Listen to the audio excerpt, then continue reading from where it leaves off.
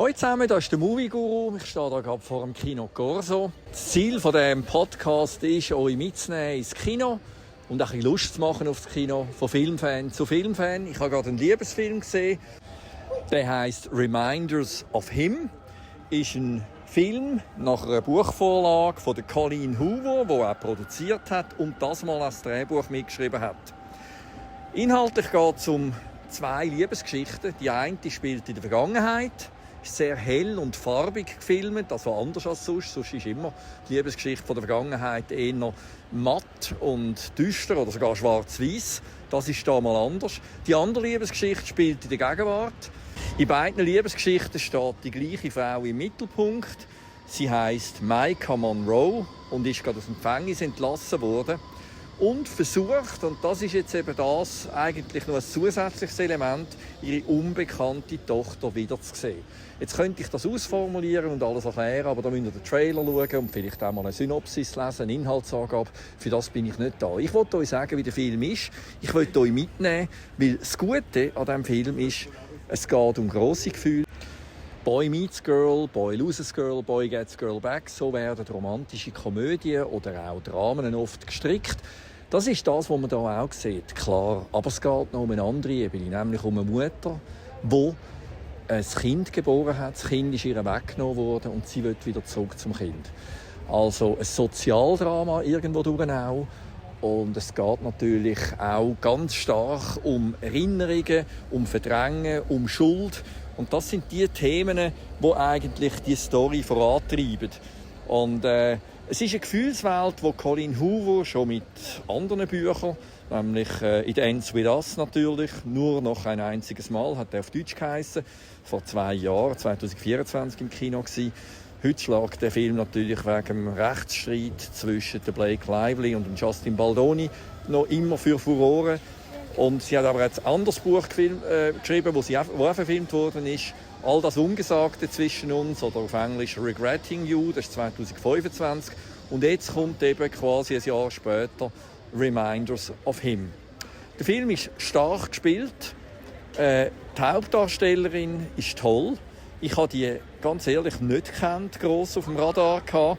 Und es ist auch noch lustig, dass die Lainey Wilson ist eigentlich das erste Mal als Schauspielerin in einem grossen Kinofilm zu sehen. Sie ist schon in der Western-Serie Yellowstone aufgetreten und ist also ein Uprising, ein Shooting Star, ein New Talent.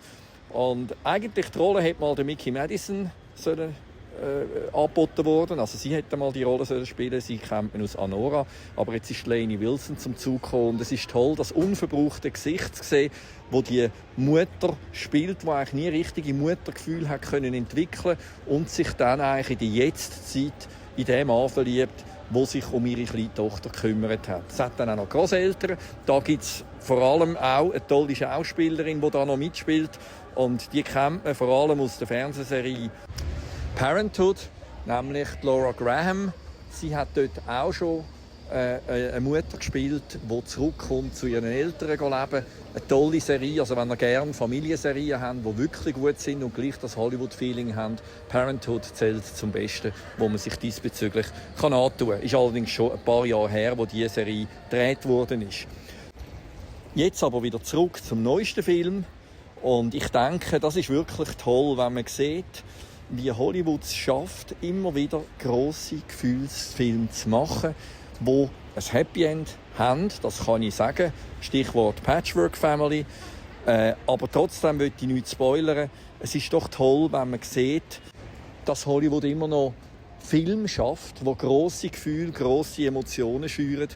Es ist ja eigentlich menschliche Konflikte, Schuld, Sünde, all diese Sachen, die thematisiert werden. Und das ist da wirklich sehr, sehr schön inszeniert. Und es ist grosses Kino, die Leinwand ist gefüllt, grosse Emotionen. Also ich denke, das ist jetzt auch nicht einfach nur in Anführungszeichen ein Frauenfilm, sondern ein Film, wo man auch als Mann seine Freude haben kann, der Erinnerungen weckt. Ich glaube, Leute, die Kinder haben, die werden noch mehr mitgehen. Stichwort Großmutter, die Angst hat, dass sie ihre Enkelin verliert. Eine Mutter, die ihr Kind nie kennengelernt hat. Das sind starke Themen, wo ich glaube, eine Frau oder eine Mutter kann da umso mehr mitfühlen. Als Vater oder auch als junger Mann hat man sicher auch Freude, aber ich denke, es ist ein Film, der grosse Emotionen schürt und man doch mitgehen kann. Klar hat es ein Hollywood-Feeling, logisch, Europäer würden das natürlich ganz anders inszenieren, auch klar. Aber die Amerikaner verstehen es, das nicht nur anders zu inszenieren, sondern auch sehr kommerziell. Ich glaube, der Film hat auch Chancen und ein Afterlife auf ganz vielen Kanälen. Ich habe ihn jetzt im Kino gesehen, aber klar, der wird auch im Streaming und später noch den Ton angeben, dort und da. So, das war es, die erste Folge vom Movie Guru. Ich hoffe, ihr hört wieder rein. Und geht doch auf die Website und macht auch mal mit. Wir haben noch einiges vor auf dieser Seite. Hört einfach ab und zu rein. Da gibt es die heißesten Filmtipps. Immer neu. Danke vielmals und von Filmfan zu Filmfan viel Spass im Kino. Ade miteinander.